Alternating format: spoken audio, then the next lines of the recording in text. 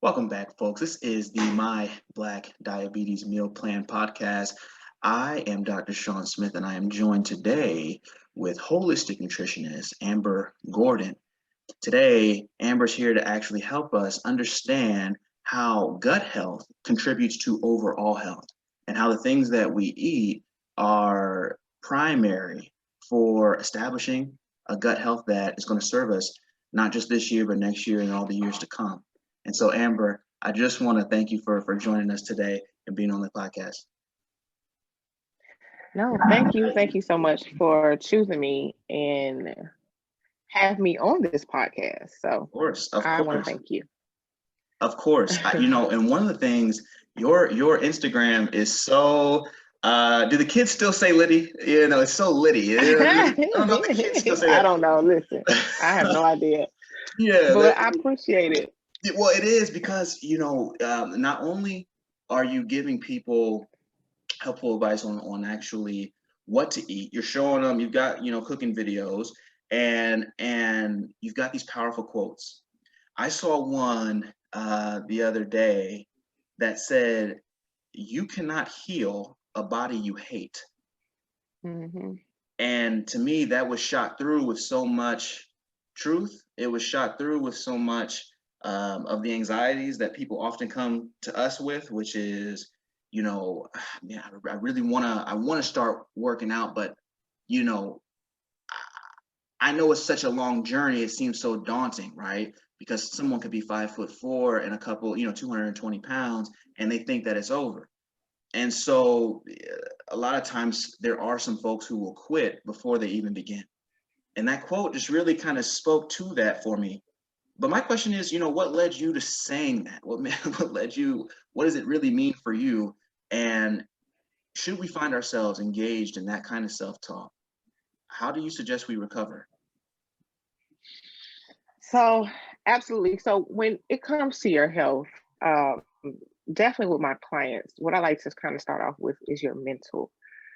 Because if you're not in a space where you're not showing yourself self-love regarding if it's food or just physical or it's just emotional, whatever the case may be, if you're not showing yourself any type of love, showing you're not going to be successful. I'm straightforward with it.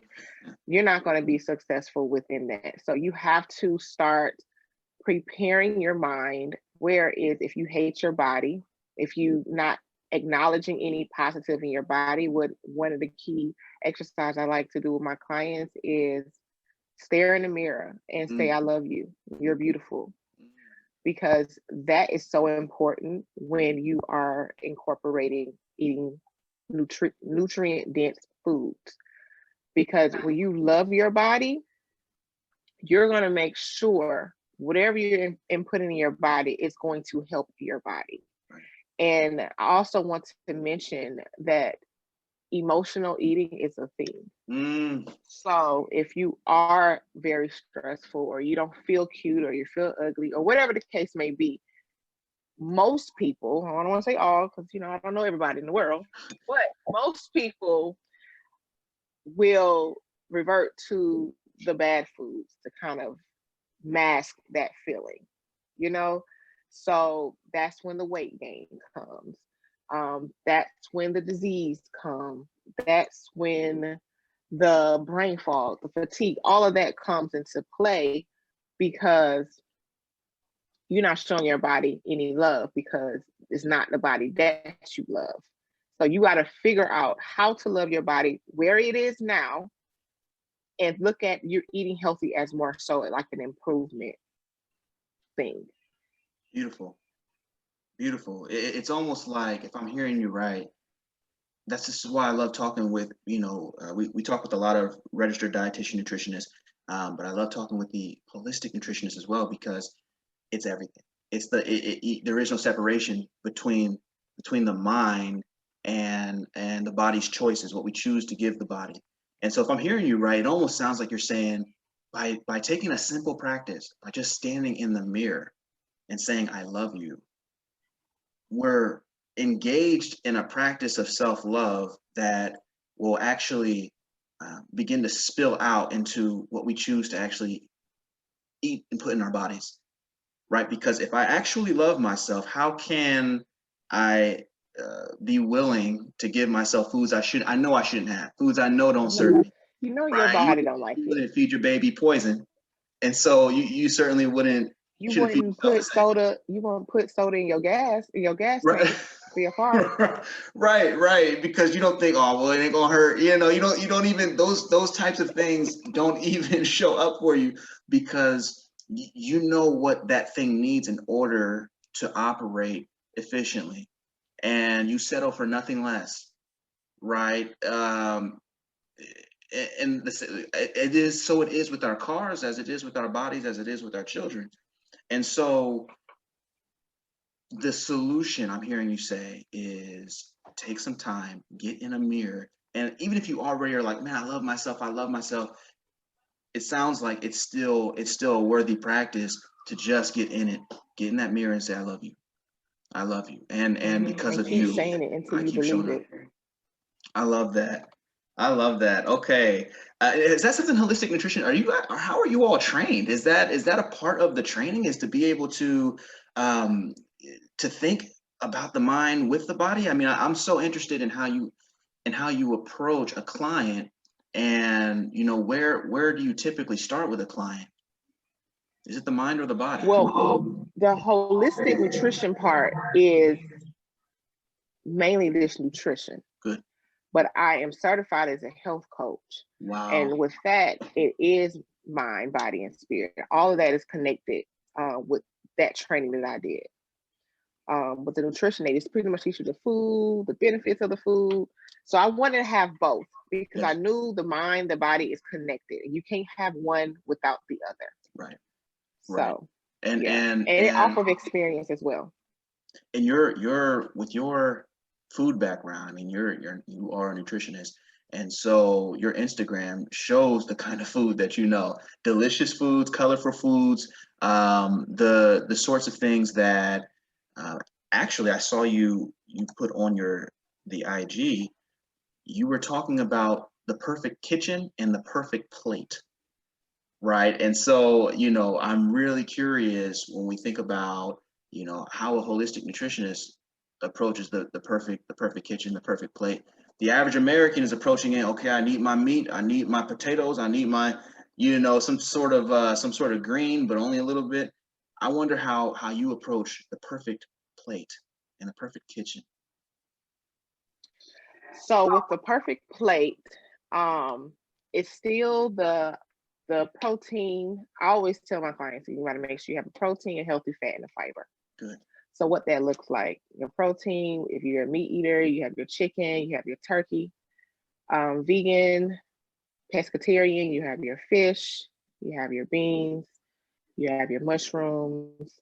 Um, and then for your fiber, that will be like sauteed spinach, kale, Mm. quinoa, like high fiber food, sweet potato. And then for your healthy fat, it's what you cook your protein with. So if you put grapeseed oil down, or if you put sesame seed oil, coconut oil, whatever you cook your protein in, that is considered your healthy fat. So you want to make sure you have a good protein, healthy fat, and a fiber. And you also want to make sure 50% of your plate is vegetables, I and love the that. other for 50% is split between your protein and your healthy carb, whatever you want to have. In your healthy carb. And so that gets us to an image of a perfect plate. Half of it's got to be the vegetables. We can do a healthy carb, and then we also have our 25% protein if you were to break it down sort of, evenly. But I'm also curious about if that's the perfect plate, what does the perfect kitchen look like?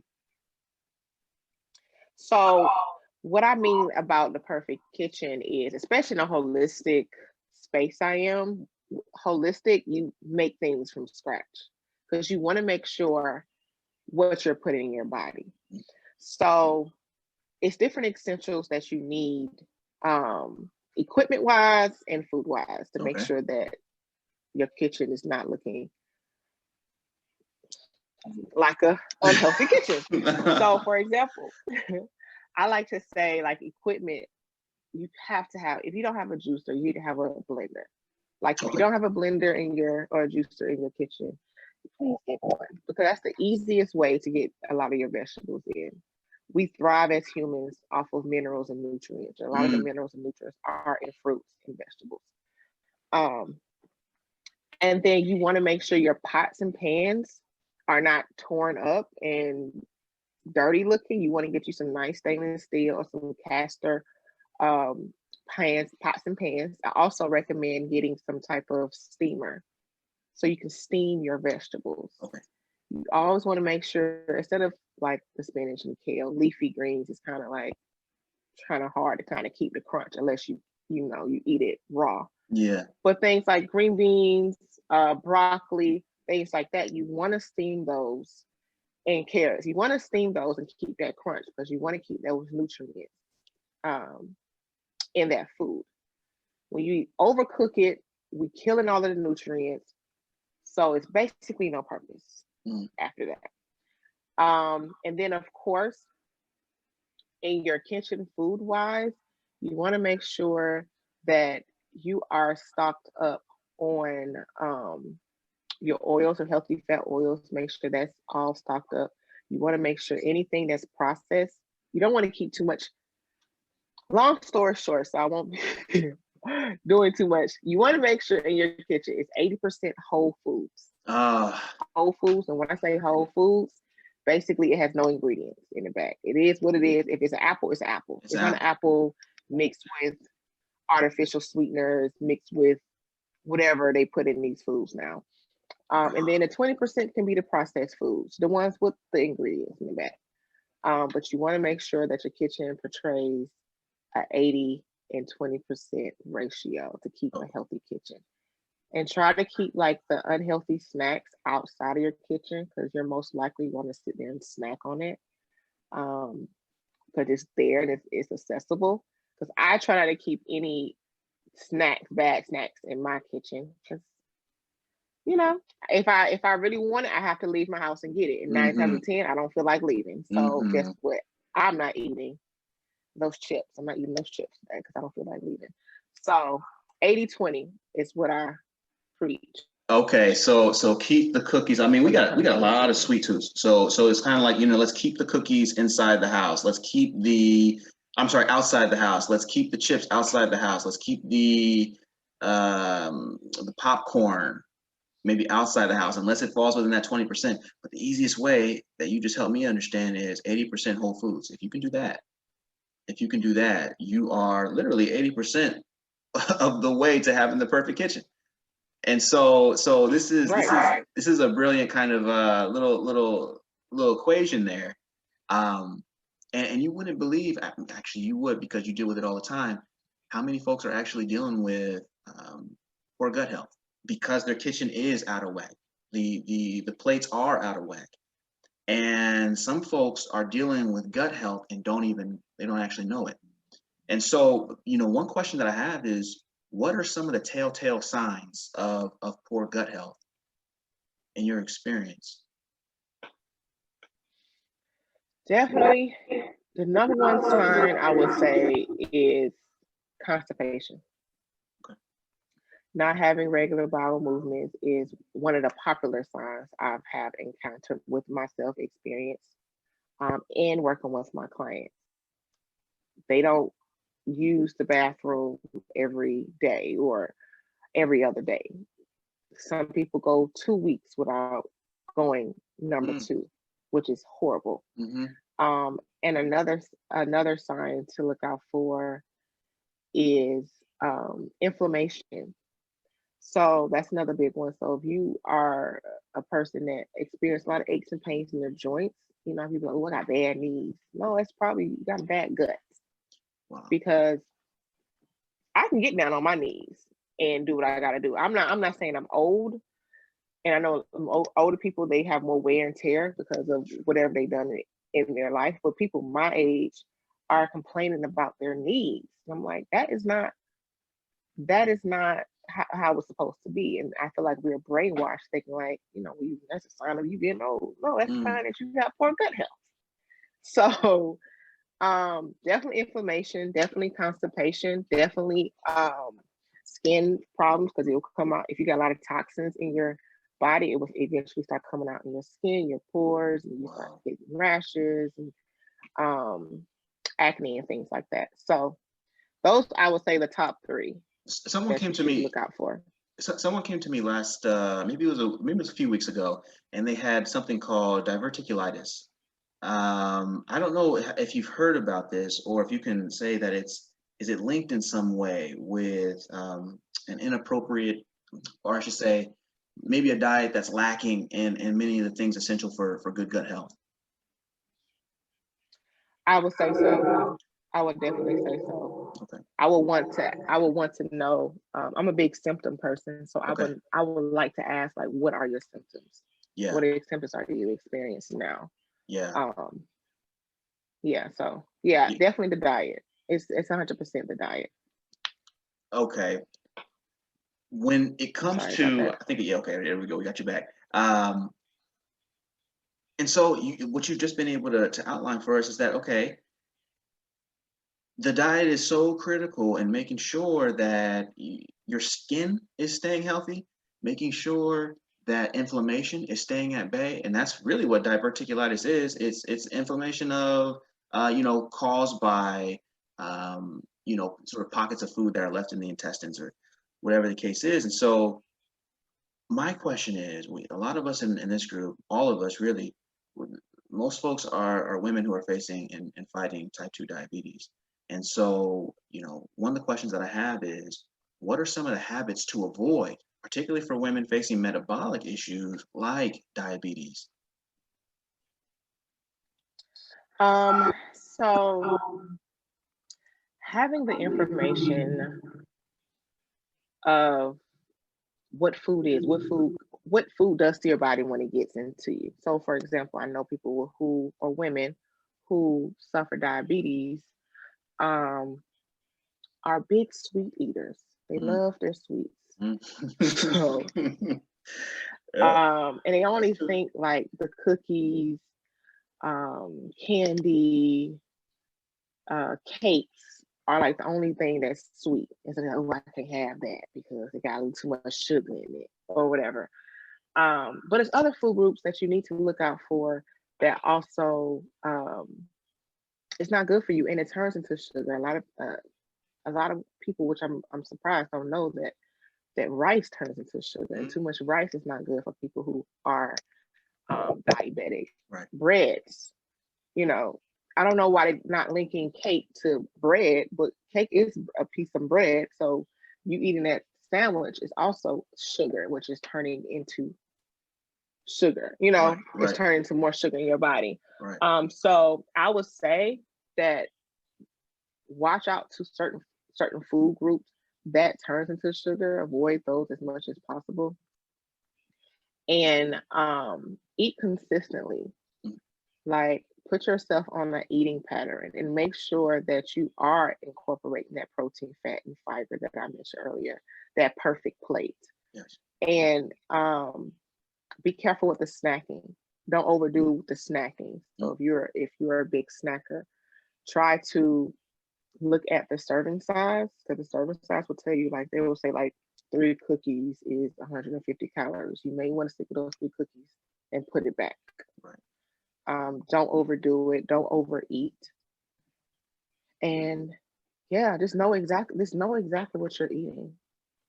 I can't say that Yeah. enough. Just Well, I mean, that's it. I think, knowing what goes in your body and what it does once it goes in. That's the whole game. If you can understand those two things, knowing what you're putting in your body and knowing yeah, what it does when it goes in, well, you kind of got it. yeah, And so that's the mission in a nutshell, is to make sure that we're helping people understand those two things. And with diabetes, yes, people want to get off diabetes medication. They want to have normal A1Cs, but they also know that if I'm moving in a direction where my A1Cs are coming down to to a normal baseline of around 5.1, 4.9 would be great. I'm probably also going to be losing weight. Oh, and that means I'll be able to get back into those dresses that I used to like, right? And so, which I love, and support all about it. But let's make sure we do it safely and in the right way. In our society, many women, kind of become obsessed with losing weight, and people may end up trying to actually eat less because they believe that the less that goes in, the more that comes off the belly. Where do you like to have people focus when they are looking to lose weight in a healthy way? First thing I would like to say, stop focusing on trying to lose weight. Just throw that whole trying to lose weight out the window. Because that messes up with a lot of people and what they want to eat, because they restrict their diets. They start calorie counting. You're not really probably not getting all the nutrients, protein, and vitamins, minerals you need on a daily basis, because you're trying to only eat a piece of salad with a little nuts, and then you're dropping this weight, and then you haven't really learned the basics of what eating healthy looks like. So as soon as you offer that diet, you're going back to eating and you're gaining that weight back. So what I like to do, and I've found out that was true, because I just did a 21-day health reset group program. Okay. And the first week, it is that strict diet, the salads, Then the second week, I'm like, all right, let me teach you all how you're supposed to eat. This is how you're supposed to eat, period. Whether you're on this diet or not, but this is a healthy eating. This is a perfect plate. And a lot of them struggle because they're like, well, I don't know if I was supposed to eat that. I didn't know I can still eat a sweet potato. Yes, that's still healthy eating. That's still okay. And they were still able to eat carbs, because a lot of people who try to lose weight, they don't eat a lot of carbs. And they were still experiencing weight loss. So I like to say, like, just focus on creating that perfect plate, eating healthy, and the weight is going to fall off regardless. Because you're pulling back from a lot of the processed foods. You want to make sure that you're consuming 80% whole foods. And then, maybe 20%, enjoy, because we're all human. Sure. Because I'm a human. I do the same thing. But yeah, focus on being healthy, creating a healthy plate, and then the weight's going to fall off. So you don't have to chase the weight goal. It's your body is going to adjust and handle it. And when you put the right things first, the right things come first. And so it's sort of a simple way to think about it. But we are so result oriented, and I'm not mad at it. Sometimes we'll overlook the process to actually get the results you want, and end up trying to take these shortcuts that often end us right back where we started, which is unfortunate. And so I know that we're running out of some time here. And so one of the last questions I wanted to ask you has to do with eating with intention. This was a quote that I think I pulled from your work. And I'm really curious as to, what does it mean to eat with intention? I've seen you focus on chewing, the idea that you take time to actually chew up food. And my understanding is that that's not a small little detail. What you're actually doing is releasing like nutrients, right? Food has to be grounded up in the mouth in order to release some of the nutrients that are captured inside of some of the leafy greens, for example. But you say eat with intention. I thought that was so powerful. What does that mean? Knowing what your body wants. So for me, if I know, I'm gonna give you two examples. If I know that I'm lacking something, whether that's green vegetables, and your body will tell you, your body will talk to you. They know, it tells you exactly what you want. We just ignore it. I make sure for the next week, my plate is filled and consumed with that vitamin K, the greens, make sure, because it messes my body. And then once I consume that, I feel so much better. My energy is higher than it was last week. Um, and also the second example, if I'm feeling aches and pain, like I feel like my inflammation has risen, because we're human, you know, you fall off, you come back on, you fall off, you come back on. I make sure that I am consuming anti-inflammatory foods for the next week, so I can focus on reducing those inflammations. So I eat with intention. I'm eating to live, not living to eat. Right. So I'm thinking about what my plate look like, what my body needs in this moment, and I'm feeding my body in order to be the best self I can be health wise. Yes. And And what a not powerful just skill. feeding. Yeah, and not feeding the hunger, not feeding the stuff. What does my body really want? Right. Right. And Yeah. I'm hearing you say that, you know, there's two parts here. There is knowledge of the right foods to select, but then there's also a basic awareness. I heard you say that, like, if you are dealing with, you feel that the body is a little bit swollen, you might be looking for foods that can deal with inflammation. But in order to do that, you have to have this awareness of what's actually happening inside your body and be able to listen to it. And so it's coming back and getting back in tune with the body so that you know which foods to gravitate to, because the body has a wisdom to it. And again, this gets us right back to the first start of our conversation, which is about self-love, loving that body. Because if you love something, you tend to listen to it. And if you love it and you're listening to it and you're giving it what you need, what it needs, well, that's the basis for a great relationship. Yeah. So, you know, Amber, I want to keep going, but I know that we're out of time. And what I would want to do is just bring you back because you know the way that you're helping us understand um, a new relationship with our own bodies and stop treating it like it's just a sack of meat. But no, it is a divine temple, and we want to make sure that it it looks like that it feels like that, and that we're paying some attention to it and not abandoning it. And so, again, I thank you so much for joining, folks. For people who are interested in actually having meal plans and getting started on building the perfect kitchen. What we do at My Black Diabetes Meal Plan is we build the meal plans and we build the grocery list so that you can actually have those things installed in your home. But my question, Amber, before we get off is, where can people follow you, and where can they continue to learn more from you and acquire any of the resources that you're offering? Absolutely. So people call me Amber Got the Juice, so I roll with it. Okay. So you can find me on my website, www.ambergotthejuice.com, Instagram, Amber Got the Juice.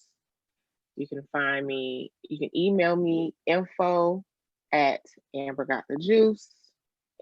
Facebook, Amber Got the Juice. Okay. You can just Google Amber Got Amber the Got the Juice Juice. and I will pop up. Okay, Okay, cool. so Amber Got the Juice all across the board. Absolutely. And I'm going to be putting in each one of those handles inside the description so folks will just be able to just click and kind of go. And so, Amber, I thank you so much. I want you to come back and speak to us again. And until that time, I just want you to be well. Thank you. Thank you so much.